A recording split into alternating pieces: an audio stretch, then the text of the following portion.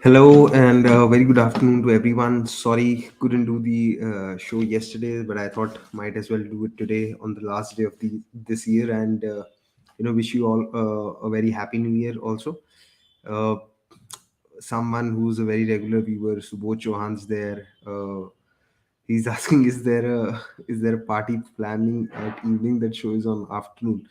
No parties. I'm not been keeping well, so I'll have a very uh, quiet New Year's Eve. Probably sit back in bed, watch some movies, and maybe read some books. So we'll see. Uh, Hardik Voras has sent another question. Now that the year is over, do you think making India's all format captain was a mistake, especially considering his fitness? Yes, I do feel so. And I remember very categorically mentioning that when Virat had stepped down from Test captaincy, that I'd actually like India to make Ashwin or Bumrah the Test captain. And they could have switched roles when India were playing say in India. Ashwin could have captain, and when India were playing overseas, maybe Bumrah could have been that person. So yes, that is something that I do feel was an incorrect move. Also, because if you see, Rohit has only played two Test matches as captain, and he's been missing a lot of games since 2020. So I'd never thought that it was the right move. In fact, even in Test matches, even in ODIs, Shikhar Dhawan has captained, or KL Rahul has captained in. Shikhar Dhawan has probably captained India in 9 ODI games. KL Rahul probably in seven, and I think Rohit Sharma in eight. So, but I won't blame Rohit for it, because it was imperative that India and Rohit actually focus on the T20 World Cup. But yes, making him all format captain wasn't a correct move, and I don't say that in hindsight. Uh, Subodh, yes. The official timing of this show is Friday 8 p.m. But yesterday we had some technical issues. I also wasn't well. I hope that my voice and my cold is there for you guys to see. That is why I couldn't do the show yesterday, which is why I'm doing it today. Because last week we had the IPL auctions, and again there was no space for the show to happen. So wanted to do this today because 2 weeks has been a long time, and I wanted to get in touch with all of you and the regular viewers. So yes, going forward, we'll make sure that the show is mostly on Friday evenings. But sometimes when there is cricket happening, or there is games that aren't accounted for, that is when we have to change the timings a little bit. So yeah, going forward, we'll definitely try that.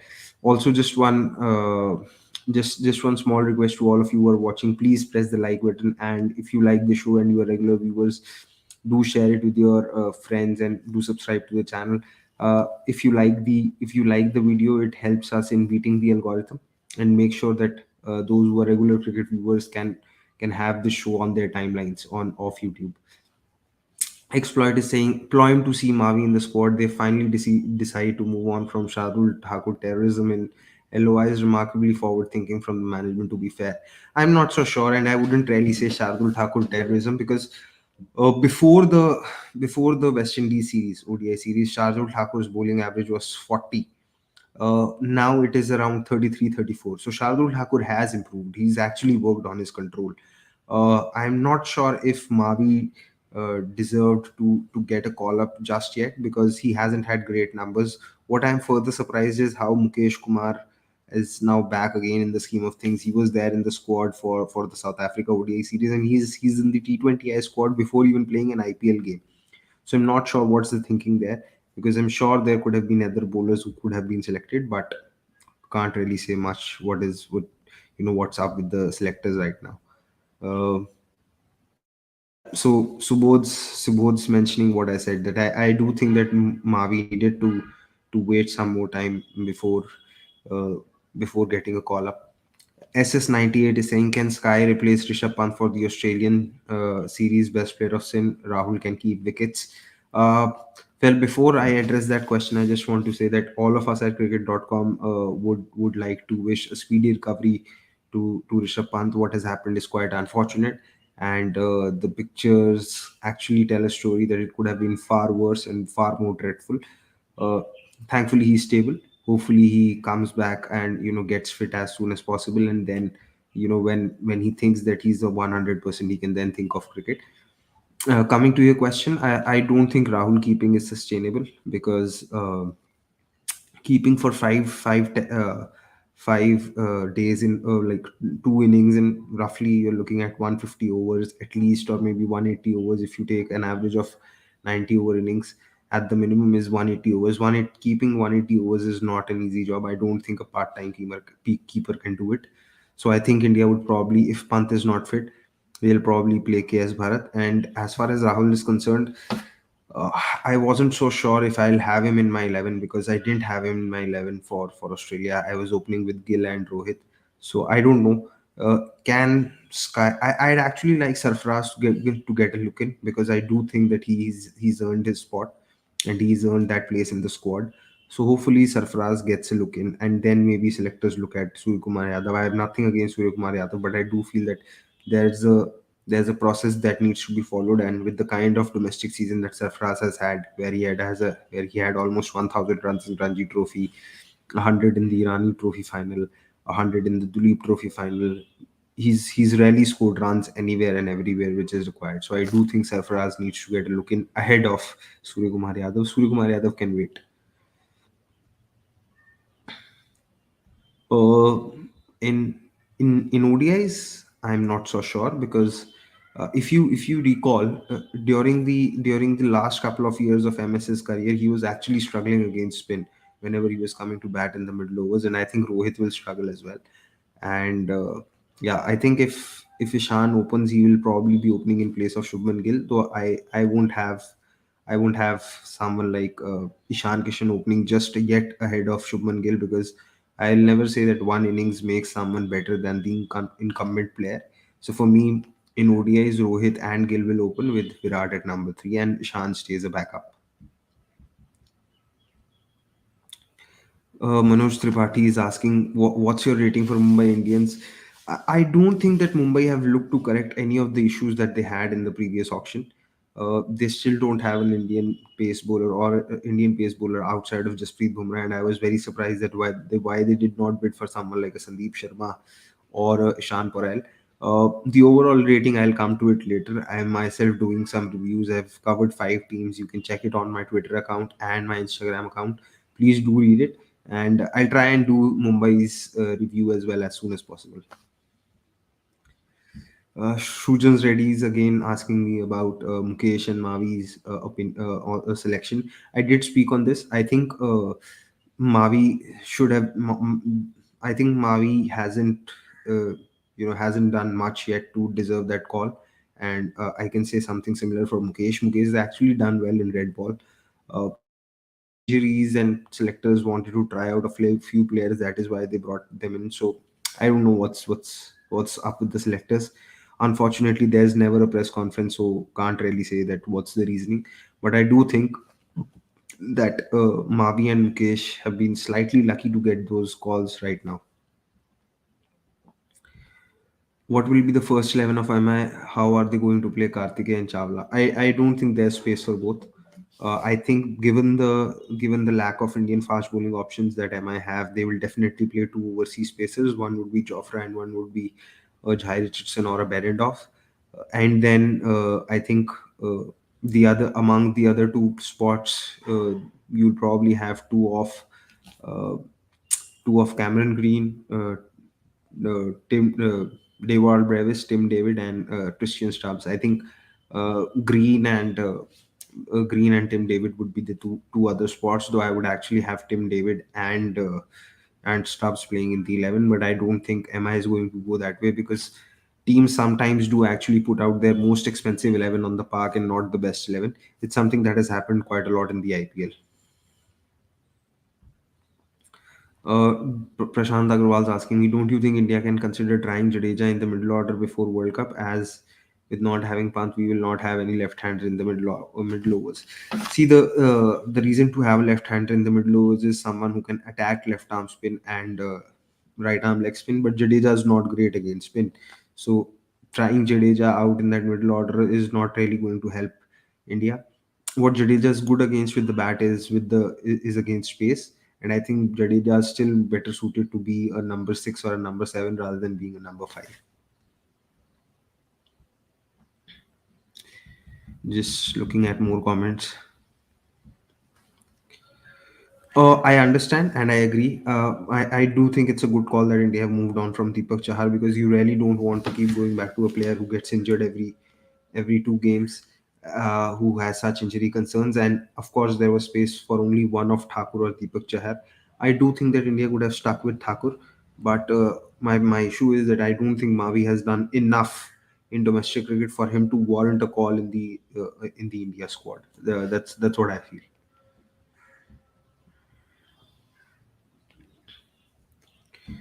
Calling him a liability would be a stretch, but yes, he do needs to be he do needs to get fitter, and I think yes, he does deserve a place in the ODIs, because you have to look at his record and you have to look what he can do when he gets set.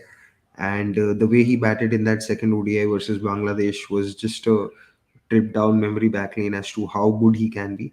But yes, I don't think he's needed anymore in T20 eyes. And I do think that MI could have released him and kept Kyron Pollard, because Kyron Pollard offers more with the ball, is a better fielder, and he can be a captain as well. So that's what I feel. I wouldn't really say he's a liability to the Indian team. India do need him in test matches as well, and they would like him to replicate the kind of batting that he did versus England in early 2021 in India.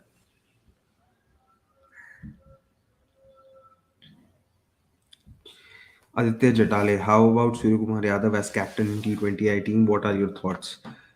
Uh, I haven't seen him captain, so I really can't say how or what kind of a captain he would be in T20Is. But what I do seen is that sometimes when the captaincy comes on your shoulders, players start acting and playing differently. So I wouldn't really want that to happen with Surya Kumar Yadav.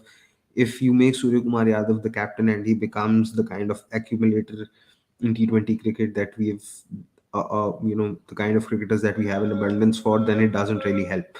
So I'm fine with Hardik Pandya being the captain. My only issue with Hardik Pandya being the captain is that sometimes he wants to do everything by himself. He wants to bowl in the power play, he wants to bowl at the death, he wants to anchor, and he wants to finish the innings. He has to realize that it is not possible for one player to do all of that, and it's not sustainable either, because we did see in the last IPL that after a first few games, I think it was 4 or 5 games, that he did not bowl for the next 5 games, because he realized that he's probably overbowled himself and it would probably hurt his back or hamstring. So I don't have issues with Pandya as such with the captain. I just hope that he realizes his own limitations of his body before he starts, bowling and putting himself in that role. Gambhir said he will play Sky ahead of KL in ODIs. What's your take? I think KL has been fantastic at the in the middle order role in ODIs, and I don't think that he needs to be touched. I am not against Sky being given a run, but see, T20s and ODIs are slightly different. In ODIs, sometimes you do need to take your time and then change your gears accordingly. It's you can't really bat with one gear in ODIs. So and we don't have a great evidence of Sky being a great ODI player yet. Yes, he has potential. So yeah, I mean, I am not against the idea of playing Sky, but I wouldn't really say ahead of KL in ODIs. I think if Sky plays, he probably bats at six, not at 4 or 5. Yes, what I've also liked with Sundar is that what I've also liked with Washington Sundar is that how he's now started to work on his power game and range while finishing, and we saw that in New Zealand. Uh, and I think he's also working on his game against spin. He's also someone who has a lot of time on his hands, and we've seen this when he's batted in Test matches. He's actually left the ball very well. So for me, he's also someone who can be developed into a potential number five or a number six for India, and who's also an all rounder. So I do feel that India will play Washington Sundar in ODIs going forward till the World Cup, and see what all he can offer. What message does this particular non-selection convey to Prithvi Shaw? Also, what's your thoughts on T20I squad, Pali? One, I now I don't know whether Pant was dropped from the T20I squad or whether he was rested because he wanted to because he was being sent to NCA. But I do feel that his dropping from the T20I squad was overdue. So I like the fact that there is no Rohit, there is no KL, there is no Virat, there is no Bhuvneshwar Kumar, there is no DK, there is no Ashwin, there is no Pant. I like this.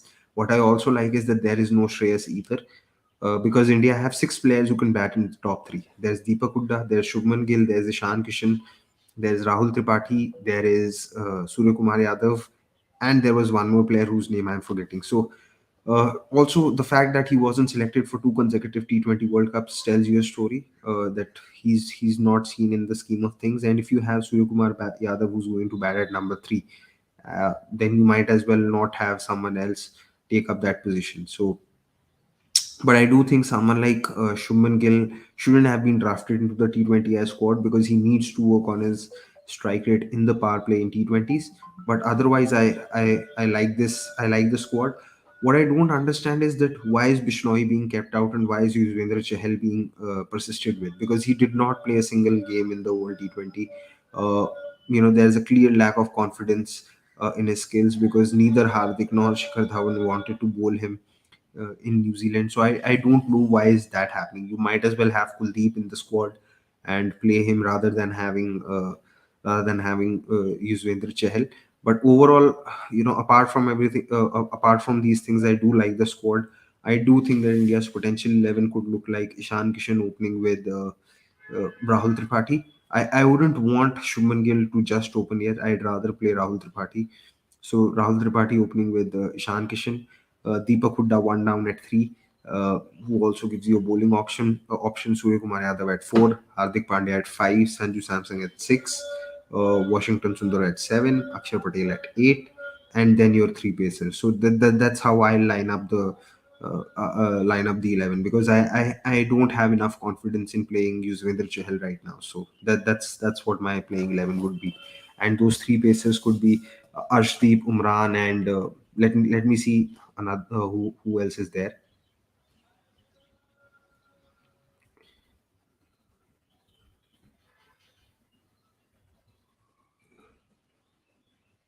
So I'll play a Shivam Mavi then. I'll see who to play, and or there's Harshal Patel as well. I think India would probably want to give him one more series before they look ahead of him. And the one name that I missed in terms of the players who can bat in the top three is Ruturaj Gaikwad. So I wouldn't mind even if Ruturaj opens with Ishan Kishan, but I wouldn't really open with Shubman Gill. Taking the next questions. What's the difference between Chehel and Rashid Khan? RK playing for years now, seems like no one wants to take him on. Number one is speed. The speed at which Rashid is able to bowl, I don't think it is physically possible for Yuzvendra Chahal to bowl. You need something.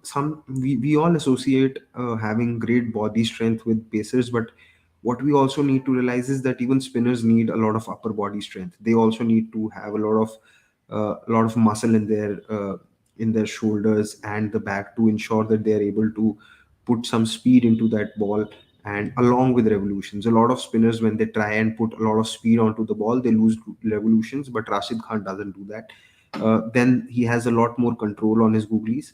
Sometimes Chehel loses control, and then uh, Chehel is someone who bowls for figures for three for 40, and Rashid Khan bowls for figures of one for 25, because Rashid Khan understands that even if he doesn't get wickets, the pressure of his bowling alone will ensure that wickets will fall at the other end. So his method uh, is much more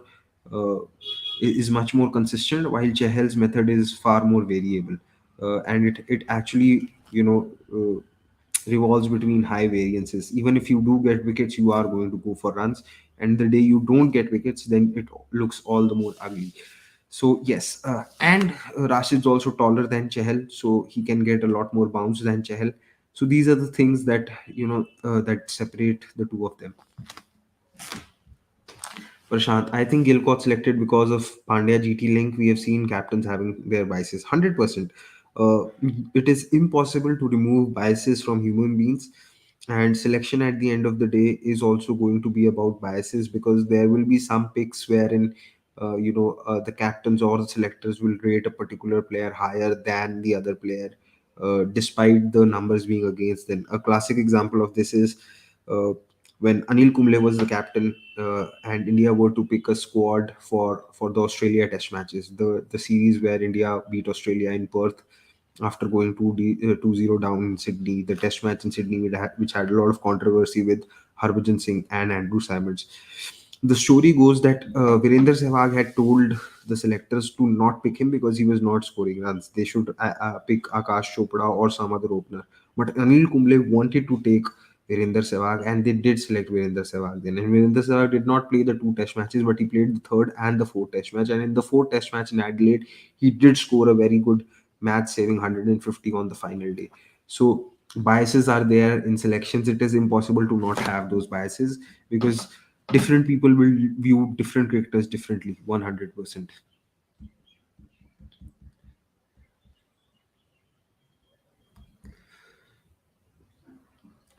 I have just answered this. One of Ruturaj Gaikwad or Rahul Tripathi.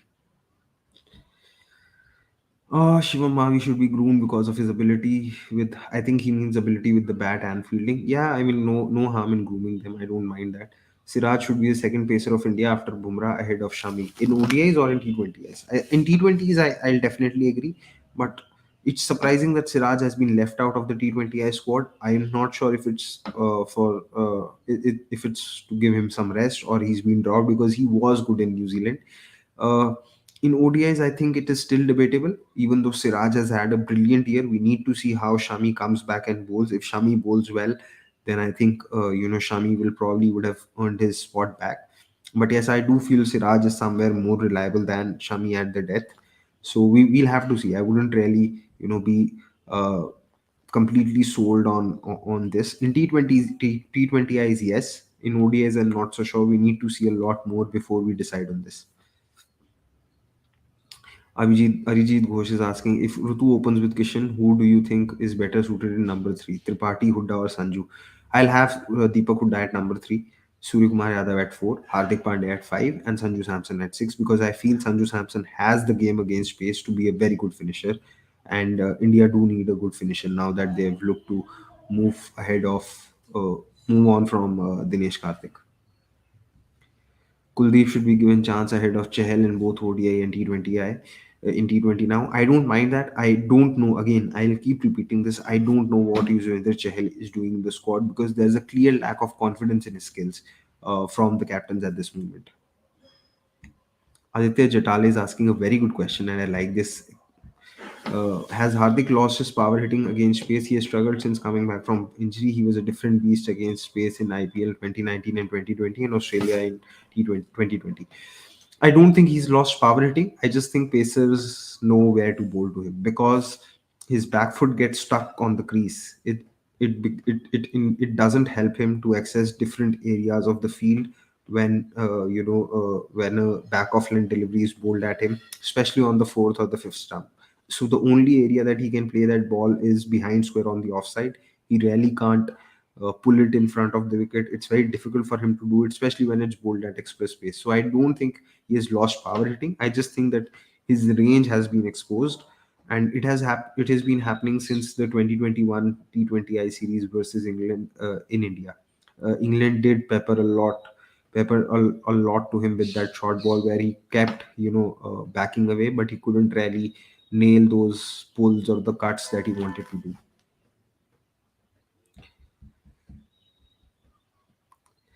Okay. Sorry for missing out that question. One, and I have been saying this for quite some time, that Prithvi Shaw needs to bring his average up to 30. He's not a lower order batter. He's a specialist batter who doesn't offer much with the ball. So he needs to average a minimum of 30. And that average of 30 is very much possible with him. Two, he's scoring runs in domestic cricket, but he's scoring those runs against weaker oppositions in domestic cricket. He needs to score runs against stronger oppositions. He's scoring a lot of runs against teams who even the selectors know don't have the greatest of bowling attacks in domestic cricket.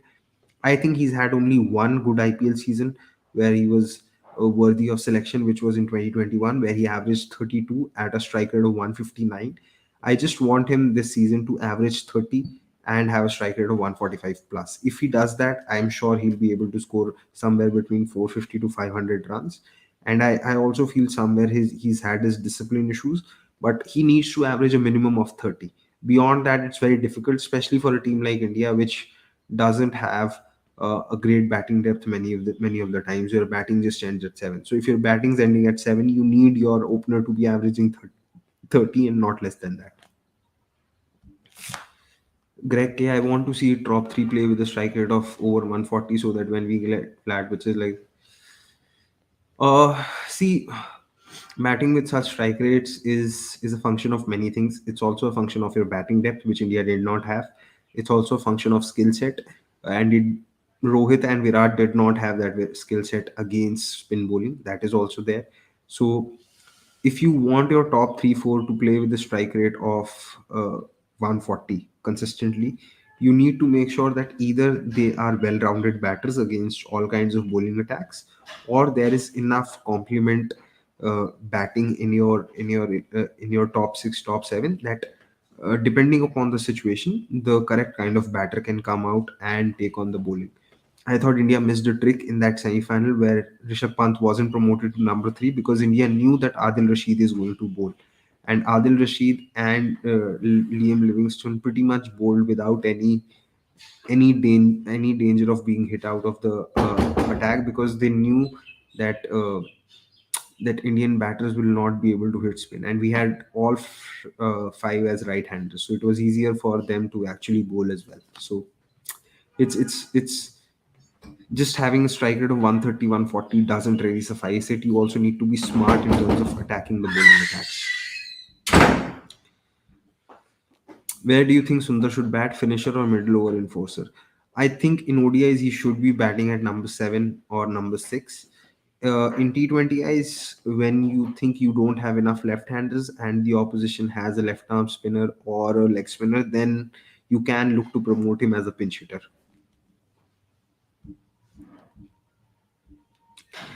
Is is have selectors completely moved on from Virat and Rohit in T20? I hope so. Or if good IPL performance bring them both in T20 setup. Uh, I wouldn't really want them to be playing T20Is anyway, because I think they are far more needed in the other two formats than in T20Is, and I do hope that selectors have moved on from them in T20s. And even if they do perform well in the IPL, I hope that they carry forward uh, that form into the ODIs, because again, India do need them in ODIs a lot more. And I'd be very surprised if both of them can hit out against spin, because in West Indies in 2024, a lot of pitches will have a lot more grip than what the pitches in India offer. So SS98, if Ishan opens with Rohit in ODIs, can Sky replace Rahul? Middle order of Kohli, Shreyas, Hardik, and Sky is very delicious. Uh, Again, I don't think Sky will necessarily replace Rahul, because firstly, I don't think Ishan's going to replace Shubman Gill straight away. And even if he does, Rahul's numbers with the bat at number 5 have been very very good. He's actually done that job very well. So I don't think replacing Rahul in ODI is that easy. But I do think that selectors do move on from actually drop him from Test and the T20I squad. Why Ishan Kishan starts slowly in T20 cricket, he has done the same in this year's IPL. In this year's IPL, yes, he was actually starting slow in the power play. I don't know why it was happening, whether it was a skill issue or whether it was an intent issue. Somewhere I did feel that it was probably due to lack of skills and the ball moving. So we'll have to see what it is, because sometimes it does look like that Ishan Kishan does lack a few shots against pace bowling and is not moving his feet as well. And the reason why I think that is because if you look at his first class and list A averages, both are below 40. And usually, if you have an Indian cricketer playing for India, you'll find those averages in list A to be to be above 50 very easily. So I do think that somewhere there's a skill issue and that's not an intent issue. But now that he's in the Indian team, I hope he can work on that skill and constantly improve.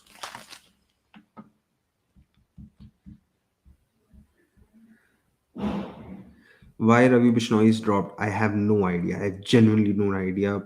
Parav, I'm asking that question to everyone and anywhere, everywhere and anywhere. Now that Ishan has got 200, will Rohit play him on recency bias and left-handed attacks ahead of Gill, who has averaged 70 in strike rate 102 in 2022 and performed consistently in 2022 ODIs? I'm so happy that Amrish has come up with the numbers on this. I hope that they don't drop Gill because, like you said, he has an average of 70 and a strike rate of 102 in 2022. So I'd hope that Gill continues and Ishan stays as a backup.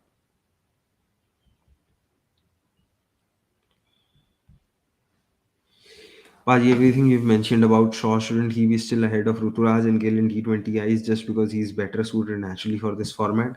Uh, I think he should be ahead of Gill for sure because I'd rather have a batter who averages 26, 27, and has a high strike rate than someone who has a strike rate of 110, in the power play and doesn't score big runs as as consistently, because Ruturaj still has a lot of value when he gets in because he does score a lot of runs consistently and big runs consistently. So yes, I tend to agree with you. I don't think that Shubman Gill is your ideal T20I opener also. So yes, I do agree with you. In absence of Pant, India don't stand a chance against Australia, who should be ideal replacement. I don't think that India don't stand a chance. I do think that India can still compete. Ideal replacement, I think, because you need a wicketkeeper, it will have to be KS Bharat, and he's been someone who's been with the team and been with the squad, so he'll play. And if he's ideal or not, I think that is only time will tell because it's not going to be an easy series for him also. Don't you think to ace in the red ball format, especially in Sena countries, Rohit, Rahul, Kohli, Pant lost their flamboyance in white ball format, especially in T20s? Uh, I think Kohli did, but I don't necessarily think that for others. Pant hasn't lost his flamboyance. Pant's issues outside the off stump in T20s and the lack of range were always evident, at least to me. And because I remember these conversations happening around in 2020 that can Pant be a finisher in T20s, and I used to say no, he can't because he doesn't have shots on the offside. Rahul, I don't think has lost his flamboyance because he wanted to succeed in red ball format. I just think Rahul's a very different kind of a player who has a huge fear of failure. It's something that I've spoken on and on cricket.com as well, in one of the watch alongs when India were playing Pakistan in that T20 World Cup. Rohit, I don't think Rohit has lost his flamboyance. I think Rohit has toned down his aggressiveness, which is something that you need in test matches because you can't really hit the shots on the up when the ball's moving.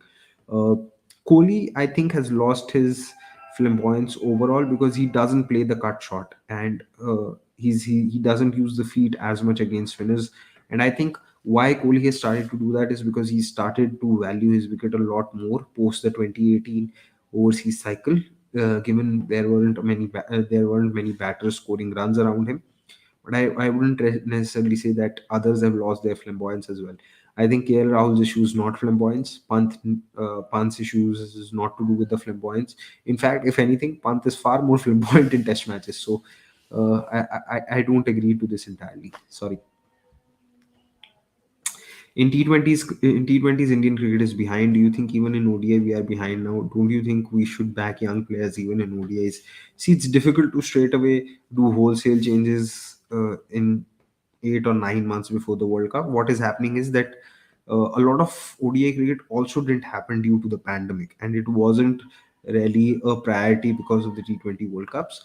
I think what has happened is that India's top three is not the same that it used to be around 2019 World Cup. A lot of Indian players were at their peaks when the 2019 World Cup happened. Rohit Sharma, Virat Kohli, Shikhar Dhawan, Bhuvneshwar Kumar, Hardik Pandya. India had Kedar Jadhav as well, Mohammad Shami, Jasprit Bumrah. So a lot, Ravindra Jadeja. So it is bound to happen that with time, in 4 years' time, those cricketers will probably not be at the peak of their careers. So it's more to do with that. It's not to do with India being really behind in ODI cricket.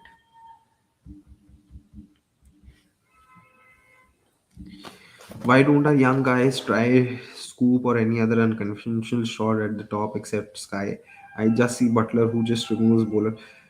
So I think it's something that needs to be taught at the very elementary level when players are still learning the art of batting in academies, and I think it has to come from the coaches at the grassroots levels rather than, because if you've not learned those shots at that point of time, it's very difficult to execute them once you've come into international cricket, because then you see a lot of players backing their instincts and backing something that has actually worked for them over the years and across different levels. So that is there.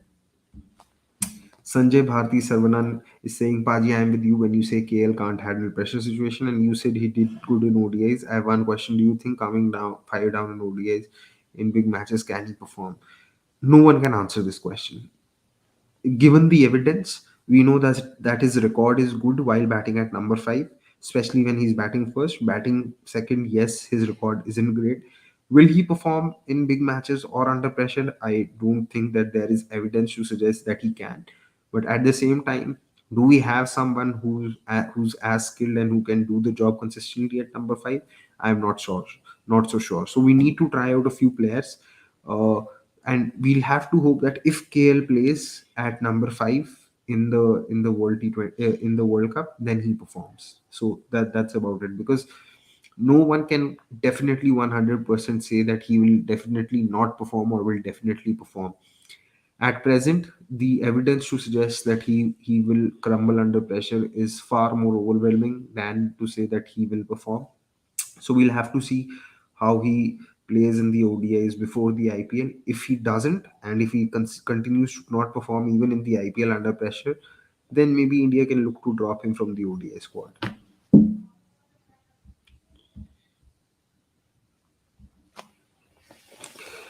Uh, Not so sure. Again, like I said, Rahul's done nothing to get dropped from the ODI squad, and India probably wanted to give Sky a run. So it's a very difficult call because Sky was selected ahead of Samson in ODIs.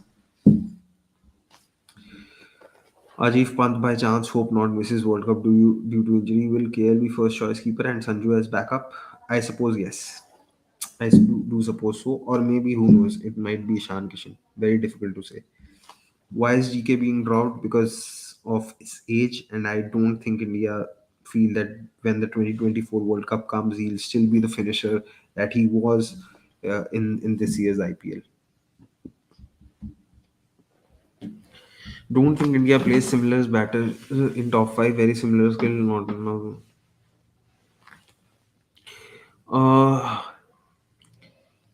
Yes. I think they'll ask someone like Shubman Gill to take up that role to bat aggressively, and it's not necessary that you need someone to be hitting the ball in the first 4 or 5 deliveries. And if you need that, the there's always the possibility of promoting one of your lower middle order batters. Uh, because see, ODIs also require some level of grafting. It requires pacing of the innings. It's not slam bang cricket. Sometimes I think people uh, are not able to draw that line between ODIs and T20s. And see, as far as finishing games is concerned, I don't think it will be solely on Hardik's shoulders. There's Jadeja as well. And if India, and I do feel that India will play one of Akshar or Sundar at number eight. So there will be enough batting, I suppose. There is talk about that Australia will be tough challenge in PGT for India, but I think if India will prepare ranked turners, then it can be one-sided affair as they don't have quality apart from Lion. Yes, but what doesn't exude a lot of confidence for India to prepare ranked turners is the respective spin games of Virat Kohli. Even Cheteshwar Pujara hasn't been great versus spin in recent times. He averages 30 in test matches at home since the beginning of 2019, and since the beginning of 2021 he averages 27.8 against left arm spin. The good thing is that his record against Lions is a good one. I won't be surprised if India still go this way because they have Ashwin, Akshar, Jadeja, and even Washington Sundar. probably, or Kuldeep. So I don't think it would be the bad idea, but it wouldn't be as straightforward either. Is Mayank coming back for Australia Test? I don't think so. I genuinely don't think so, because as good as he might be against spin, he really struggles with the moving ball, and his 2022 hasn't been a great one. Greg K says, I feel current management will select KL as a keeper for Australia Test because of favoritism. Make Shubman open with Rohit. Sadly, give no chance to Bharat. No, I think it's difficult to ask KL to keep in Test matches. It's a very difficult job. It's a specialist job. I don't think it's going to happen.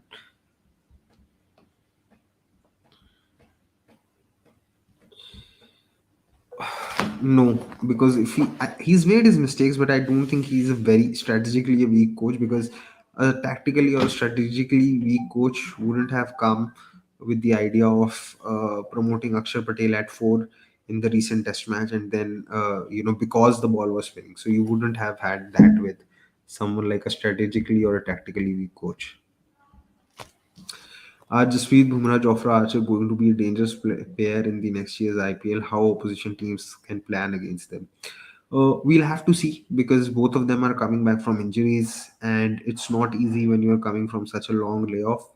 Uh, if both of them are bowling at full tilt and 100%, uh, whatever plans opposition teams make, those plans are going to have one common factor, and that is prayers. Because if both of them are bowling at full tilt, batsmen do will need some luck to survive against their bowling attack. Can we look at Jitesh Sharma as a wicketkeeper finisher? He has done it in IPL and domestic as well. We have far too many top order players with similar style. We can, but he needs to have one more good IPL for that, because you can't select players on the basis of one IPL and expect them to perform straight away in international cricket. So one more IPL, if he does well, then maybe yes. Sagar Chandra is asking, how high do you think Kishan and Gaikwad will open T20I series? I think that should be the way to go, but I won't be surprised if Kishan and Gill do it. Is there not any good domestic wrist spinner? MI don't did not pick anyone this auction, but they have excellent scouting system. Yes, but I'm not so sure if they scouted well enough. Uh, and no, I am not aware of a wrist spinner that was available in the domestic circuit that MI could have picked and played him as a certain starter. What I was surprised with, that MI did not bid for an Adil Rashid or an Adam Zampa or a Tabrez Shamsi. They could have bid for one of them. Don't you think a lot of spinner experiments and chopping and changes cost India T20 World Cup? No. I think in the absence of Jasprit Bumrah and Ravindra Jadeja at number 7, who would have been ideal for the conditions given the way he bats, a semi-final finish was the best thing possible for India. And I said this on the day when India lost that semi-final. Do you think Rajat Pahidar could have been given a go in T20Is? They just kept rotating around and different. Now he's dropped his game against PSA. Again, there are far more players waiting in the incumbent squad for him to get a run. I'm just happy, and I hope that they don't bring back Shreyas Iyer, because I think his other two formats are better formats. And I think at number 3, in the top 6, you also need, apart from Hardik Pandya, one more bowling option. So uh, if they're not going with someone like Abhishek Sharma, then it's better that they go with Deepak Hooda and try him out. So Rajat Pahidar will have to wait his chances, I'm afraid. I think that is what I think Virat will be opening for RCB in the IPL. But yeah, for India, I don't think Virat should be playing any more T20Is. Who do you think will Oz play as a spinner along with Lyon in BGT? Maybe Kunman saying Indian batters struggle against left-hand spin. I think Ashton Agar might just be ahead of him, but yes, I do expect one more spinner to play, and that will be a left-arm spinner, 100%. Uh, any more questions? I've already been live for 45 minutes. Uh, Okay, so this question by Nikhilvi: what is the rule of Indian players playing in foreign league? Is there any cooling off period to play for IPL or Indian team? I think as long as you want to play in the IPL or are contracted with the BCCI, you can't play in foreign leagues. Only after you've taken retirement from the IPL can you play in those foreign leagues. That is the rule. I myself think that players who are not playing the Ranji Trophy or any domestic cricket and are not in contention to be selected for India, they should be allowed to play other leagues, because at the end of the day, they also want to earn their bread. And if they can keep playing and keep improving, I don't see the harm.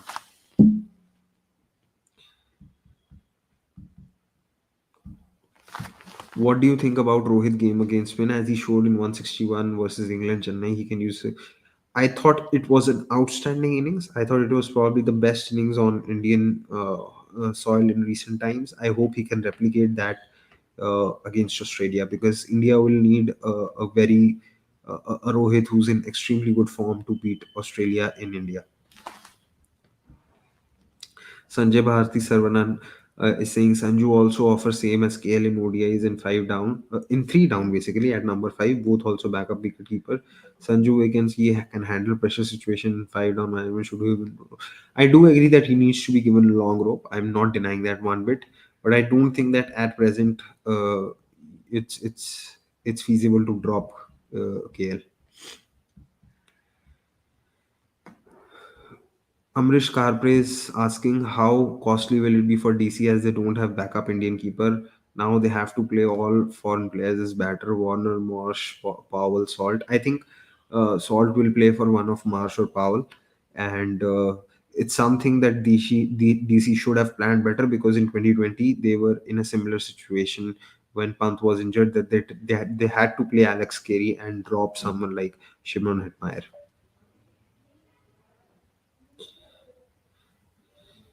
How big of a void at three will be there with Kohli not playing T20Is if that's the case? You see promising players to replace Rohit, Rahul, but I don't think it will be a big void in T20Is, honestly. I think the void will be when he leaves ODI cricket, because in T20Is, if you have Surya Kumar Yadav at three, then I don't think it's such a big void. Because see, you have to understand, not everyone has to play like Kohli to fill that void. If Kohli's game was built on anchoring and then going big at the end, but if someone who's also consistent in terms of giving in starting quickly and say giving you a 30 ball 45 or averaging around 40 with a strike rate of 140 regardless of how they bat, then I don't think that there's a void as such. I don't think it's a void in T20Is. I think the void would only be in test in ODIs and in tests. Prashant Agarwal is asking, can we use a year in test only in subcontinent? Because I think he will struggle against pace in Sena. How we use Akshar in tests. Uh, I think usually this is something that can be looked upon at, but for some reason, bowlers are picked on the basis of conditions, but batters aren't, and I don't know why is that in cricket.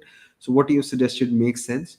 However, before we come to that conclusion, I'd like to give Shreyas Iyer a few more games in Sena conditions to see how he fares, because even though he might have problems with the short ball and he might struggle, but there's a good possibility that he might be able to do well still.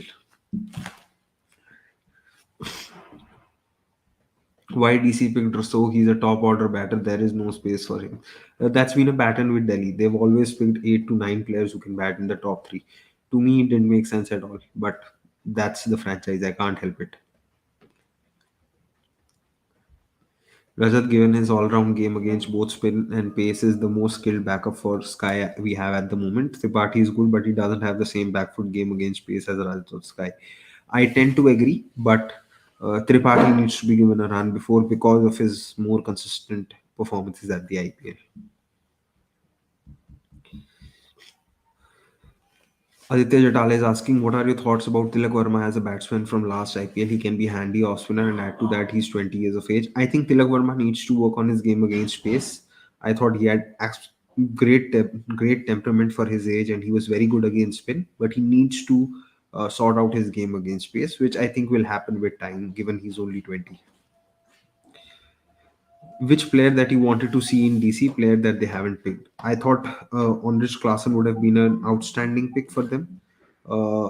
They they should have gone harder at him rather than trying to get Phil Salt, who's a number top three keeper. I would have liked David Wiese or Shanaka in the squad, because I thought they would have been. I think they would have been a brilliant number six, number seven who could have also offered something with the ball to DC. So that's there. I feel a year should be chosen ahead of Sky in ODI World Cup if there's an option between the two. What do you think? Also, Sky can come in lower order after 25 years. I think Shreyas Iyer's competition in ODIs right now isn't Surya Kumar Yadav. He's as secure as he can be in when it comes to his place in ODIs and ODI cricket. Uh, I've been on for 50 minutes, taken a lot of questions. Last 2 3 minutes before I end this, uh, Amrish has given his has given his wishes already. Always enjoy this show, Baji. Love your opinion on cricket. Wish you a very happy new year. Thank you, Amrish. Thank you so much. Uh, any idea of Nikhil is asking, MI spends on its coaching and scouting team compared to the other teams? Why do Bumrah stays with them for that? I have no idea. Sometimes you have to apply your brains as well on this to think. And see, money is not going to be a problem for MI given whose team it is. So yeah, I mean, try and think of these theories yourself. Nitish Sharma's player like Tripathi, Shaw, Sanju, Bishnoi, Umran should be given a long run in T20 as that they won't get into other two formats. I think Umran and Bishnoi will. Even someone like Sanju might get a run in ODIs, but yes, they need to get longer runs. Subodh saying Happy New Year, Paji. Stay blessed. Thank you, Subodh. Wish you the same to your family as well. Uh, so I don't think there are any questions left, and I've been on this show for quite some time now. It's been 51 minutes. Today was the 11th episode, and I just want to say that I've really enjoyed doing this show. I've really enjoyed all the interactions, and I hope you guys keep coming back to the show in the next year itself. And yeah, I mean, it's been truly an honor and a privilege to get this feeling that you guys look up to me for my opinions. And yeah, a happy new year once again to all of you. Hopefully it's a great year for you and your families, and hopefully you guys stay connected with cricket.com as well for a lot more content. A lot's going to happen in the new year. There's India playing, there's the IPL, there's the Women's World Cup, there's the Under 19 Women's World Cup, and there's the ODI World Cup as well eventually. So a lot is going to happen. There is the Border-Gavaskar Trophy. So we have a lot of cricket upcoming in the next 3 4 months. Hopefully, all of you stay tuned to that. And yes, Prashant, I will keep doing these sessions. Thank you so much. And yeah, I just want to, before I end the show, I just want all of you guys to press the like button. And if you enjoy this and like this show, please do share it with your friends and all those who you think are cricket fanatics like all of you. And do subscribe to cricket.com. Thank you so much. Once again, a very happy new year to all of you from not only just me, but the cricket.com family as well. Thank you so much. Goodbye.